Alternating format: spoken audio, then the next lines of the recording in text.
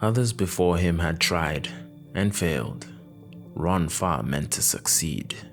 He had come fully prepared to surmount whatever obstacles might lie in his path, to conquer the dread guardian jungle and its unknown terrors, and return triumphant to Earth, master of destiny and possessor of undreamed-of power.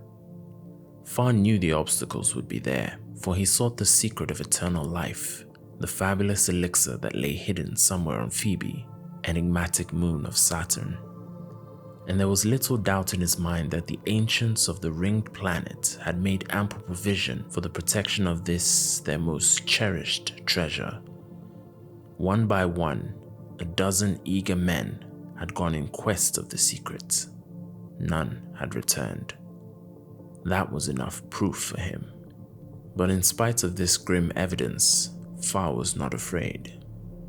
He was ready to face death itself, if need be, to gain the goal that would prostrate the world at his feet. He was ready to face death, but he had taken every precaution against it.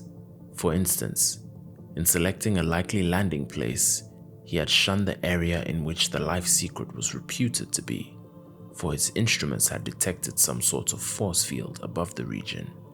Invisible to the eye, the field would have crushed his ship in an instant had he attempted to enter the area without consulting the instrument panel.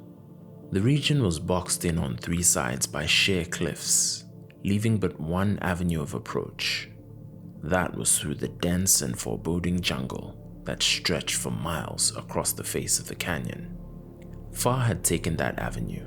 Now, as he stepped from his ship and regarded the jungle's fringe with clear, steady eyes, he looked anything but the ruthless brigand he was. Straight black hair, high forehead, firm, unsmiling lips, all gave the man the appearance of a gentlemanly scholar. But behind those austere features lurked a cunning, treacherous mind. That he should be seeking the secret of eternal life in so surreptitious a manner was proof that the gaining of it would be put to his own advantage and not to the benefit of mankind. Now the thin lips parted in a wry smile as his searching gaze focused on a group of watchful creatures gathered silently at the jungle's edge. Somber eyes stared unwinkingly back at him. Harmless beings, these, the Mummons of Phoebe. They resembled earthly pygmies in stature, but were wholly alien in anatomy. Hairless and ebon-skinned, they wore only a loincloth as protection against the elements. Depending from this brief garment by means of a length of chain swung a small, silvery tube-like affair, some sort of tribal fetish, Farr thought, intended to ward off evil spirits. The tubes gave off a musical tinkling whenever the pygmies moved, and he almost had to laugh at their ignorance in believing such nonsense could avert sickness and injury.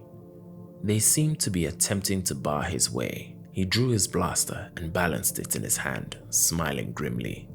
If nothing more ferocious than these miserable beings were to test his strength and cunning, securing the life secret was going to be an easy task. He stepped forward. The Mummons did not move. His steps brought him closer, and they still remained in his way. Farr curled his lips and raised his blaster. If it was necessary to teach them a lesson, he would. One more stride and he would be touching them. "You asked for it," he gritted, and squeezed the release. There was a hissing crack and a bright stab of flame. The Mumman in front of Farr fell stiffly over backwards without a sound, an ugly smoking hole drilled clean through him. The others cringed and drew back as Farr swung the blaster in a threatening arc. "Get the idea?" he grinned. Sweat plastered Farr's shirt to his back and streamed copiously down his mask-like face. It was only an hour since he had entered the jungle, but he was already beginning to tire.